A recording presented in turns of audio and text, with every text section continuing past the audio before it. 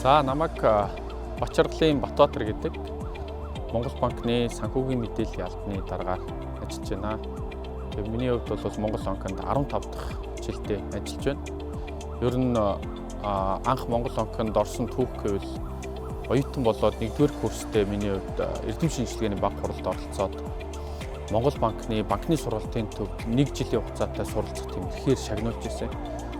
Тэр 1 жилийн хугацаанд сурсан, оролцсон сургалтуудад ер нь миний хувьд бол Төв банк гэдэг бол ямар том бодлогын институцийн чухал бодлогын шийдвэрүүд гаргадаг.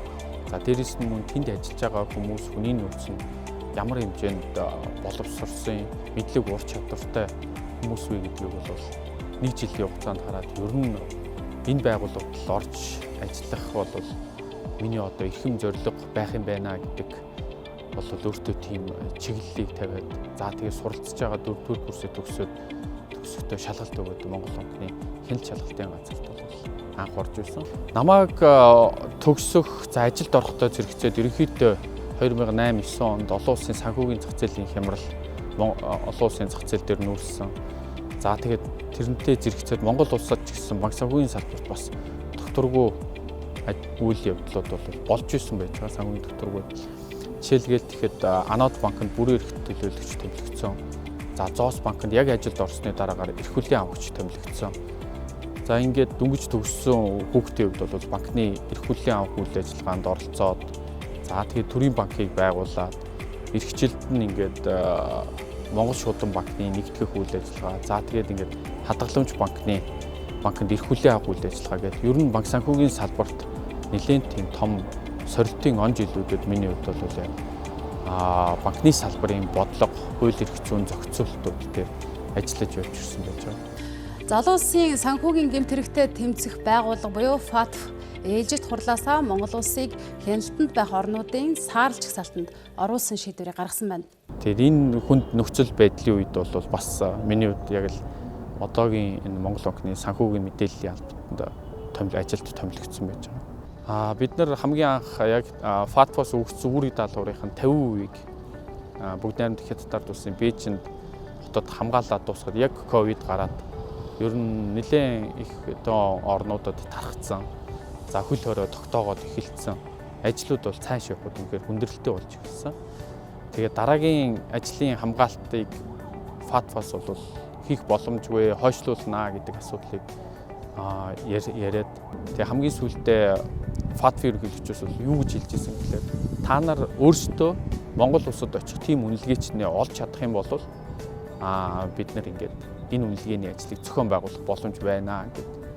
Тэгээд Америкийн нэгдсэн улс, Англи, Оросын албаны улс бүгд найрамд хятад ард улс ингээд 4 төлөөлөл үнэлгээчнийг зөвшөөрүүлж чадаад яг тэр ковидын хүнд хэцүү цаг үед Монгол улсад нэлээд өндөр тийм хэмжээнд стандартаар зохион байгуулж тэр хүмүүсийг авчираа. За тэгээд манай төрийн байгууллагууд, хувийн секторууд маань өстой нойр олгүй зүтгэж тухайн үнэлгээнд давж гарч ийсэн ийм сайхан дурсамж байдаг. Монгол улс ФАТФ-ийн саарлж хсалтаас гарлаа. ФАТФ-ийн ерөнхийлөгч доктор Маркус Плеер өчигдөр Монгол улс санхүүгийн 20 гаруй хэмжээ авах байгууллагын хяналтаас буюу саарлж хсалтаас гарсныг аль биесээр мэдгдлээ. Сайн байцгаана уу? Хэвлэлийн хурлыг эхлсэнийг мэдэгдэж байна. Санхүүгийн 20 гаруй хэмжээ авах байгууллага буюу ФАТФ-ийн нэгдсэн хуралдаан 3 өдөр үргэлжилж сая дуслаа. Нэгдсэн хуралдаанаар бид хоёр улсыг ФАТФ-ийн эрчимтэй хяналт буюу саарлж хсалтаас гаргахаар шийдвэрлэлээ. Эдгээр нь Исланд, Монгол хоёр улс юм а. Тухайн саарлж хсалтаас гарснаас яг л нэг сарын дараа л Монгол улсад бас ковидын анхны тохиолдол илрээд бүх хил хаагдаад 20 цэрийн дэглэмүүд тогтж ирсэн.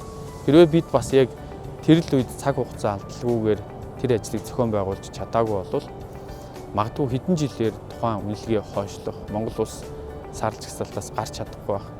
Түүнээс улбаалаад эдийн засагт банк санхүүгийн салбарт үүсч болох тэр сөрөг нөлөөллүүд бол нэлээд өндөр байсан. Ийм бол түүхэн үйл явц болсон юм. За дээрэс нь энэ зөвлөмж 15 гэдэг виртуал хөнгөтэй холбоотой зөвлөмжийг биелүүлсэн ФАТФ-ийн гишүүн болсон анхны орн болж ирсэн. Тэгэхээр энэ нь өөрөө биднэрт ямар зүйлийг илэрхийлж байна гэхээр төв банкер хүн гэдэг бол Төв банкны удирдлага, Төв банкны аппарат бүтэц гэдэг бол алдаа гаргах эсгүй.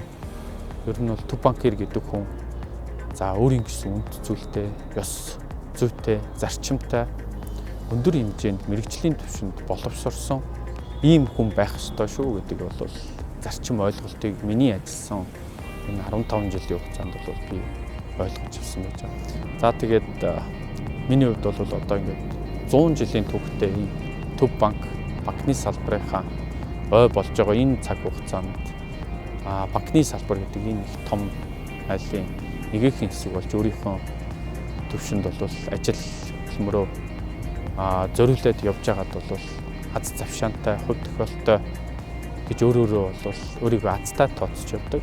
Тэгээд нийт Төв банкныхаа ерөнхийлөгч нар, удирдлагууд, хамт олон, хамтран ажиллагчид болон банкны салбарынхаа нийт ажилтнууд та бүхэндээ 100 жилийн баярын мэндийг хүргье.